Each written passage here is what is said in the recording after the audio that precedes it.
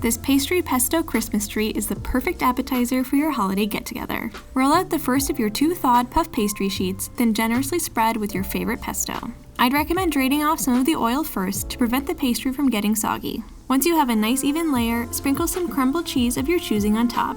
Here I use mozzarella, but really any cheese will work.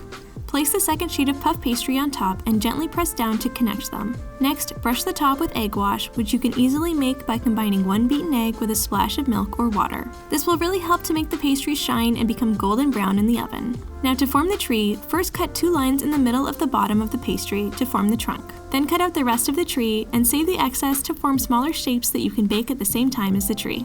Once you have your shape, cut 2 lines from the top of the tree to the edges of the trunk. But don't cut all the way through, we want the middle to stay intact. Then use those lines as a guide to cut the branches of your tree. These ones you do want to cut all the way through though, because the next step is to gently twist each branch 2 or 3 times like this. And you'll see that the twisting really gives the tree some texture. Finally, sprinkle some sesame seeds on top for a little added crunch and a lovely nutty flavor. Then bake in a preheated 350-degree oven for 20 minutes or until golden brown. Flaky pastry plus pesto plus cheese means you really can't go wrong with this one. Happy holidays and enjoy!